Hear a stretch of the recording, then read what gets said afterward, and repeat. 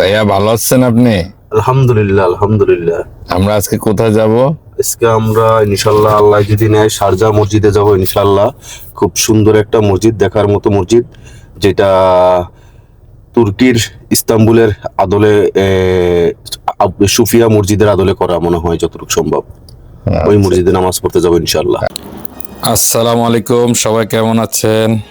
আজকে আমি আপনাদের সাথে শেয়ার করব একটি ভিন্ন অভিজ্ঞতা। আমরা কয়েকজনে মিলে গিয়েছিলাম শারজাহ মসজিদে জুমার নামাজ পড়তে। আমরা আসলে এই প্ল্যানটা করেছিলাম 2-3 দিন আগে। আমি, কুদ্দুস ভাই, সেলিম, বাতিজা, আব্দুর রহিম সবাই মিলে ঠিক করলাম শুক্রবারে জুমার নামাজ এবার একটু অন্যরকম জায়গায় পড়ব। তখনই মাথায় আসলো শারজাহ মসজিদের কথা। শারজাহ মসজিদটি শারজাহ শহরের একটু বাইরে। যখন এটা তৈরি হচ্ছিল তখন চারিদিকে মরুভূমি ছিল, এখন আস্তে আস্তে আবাসিক এলাকা হচ্ছে। শুক্রবার সকালে প্রায় 10টার দিকে ঘুম থেকে উঠলাম, সবাই গোসল করে সুন্দরভাবে রেডি হয়ে আমরা রওনা দিলাম।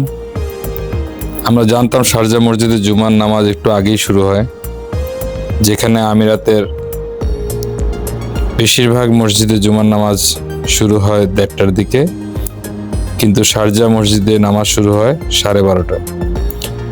তাই আমরা দেরি না করে 11টার দিকেই রওনা দিলাম। আমাদের জায়গা থেকে মসজিদে যেতে সময় লাগে প্রায় আধা ঘন্টা থেকে 40 মিনিটের মতো। আলহামদুলিল্লাহ সময় মতন পৌঁছে গেছিলাম। জামাতে নামাজ পড়েছি, অনেক শান্তি পেয়েছি। নামাজ শেষে একটু ঘুরে দেখলাম পুরো মসজিদটা, তারপর সুন্দরভাবে বাসায় ফিরে এসেছিলাম। মসজিদের সম্পর্কে একটু না বললেই নয়।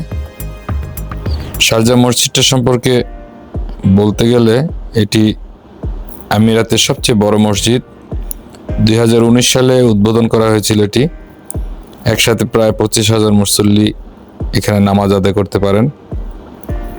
বিশাল এক জায়গা জুড়ে তৈরি, প্রায় 1,85,000 বর্গ কিলোমিটার এলাকা জুড়ে বিস্তৃত এই মসজিদটি।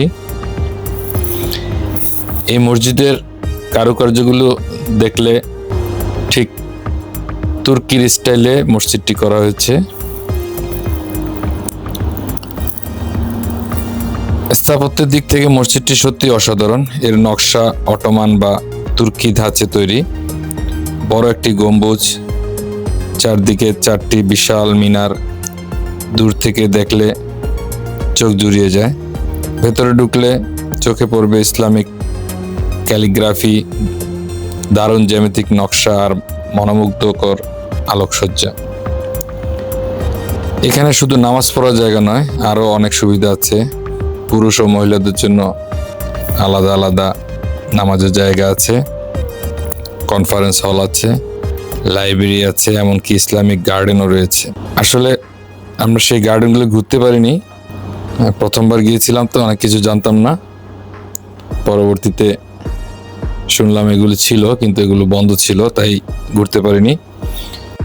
তবে ইনশাল্লাহ আরেকবার গেলে সব কিছু ঘুরে সব কিছু আপনাদেরকে দেখানোর চেষ্টা করব। পর্যটকদের জন্য এখানে আলাদা প্রবেশদ্বার আছে, যাতে তারা ঘুরে দেখতে পারেন এবং ইসলামিক সংস্কৃতি সম্পর্কে জানতে পারেন। দুঃখিত। সবকিছু মিলিয়ে এটি শুধু একটি মসজিদ নয়, বরং শিক্ষা, সংস্কৃতি আর পর্যটনের কেন্দ্র হিসেবে পরিচিত। আমার ব্যক্তিগত অভিজ্ঞতা হলো, নামাজ শেষে মসজিদে দাঁড়িয়ে একবার চারপাশটা তাকালে যে শান্তি আর প্রশান্তি পাওয়া যায়, সেটা বলে বোঝানো যাবে না। ইসলামিক স্থাপত্যের সৌন্দর্য, পরিপূর্ণ পরিবেশ আর আধ্যাত্মিক অনুভূতি সব মিলিয়ে আমার কাছে অসাধারণ লেগেছে। তাই যারা আমিরাতে ভিজিটে আসেন অথবা এখানে যারা কাজের পারপাসে আসেন, অন্তত এই মসজিদটিতে একবার নামাজ আদায় করার চেষ্টা করবেন। আমার বিশ্বাস সকলের ভালো লাগবে। ধন্যবাদ সবাইকে।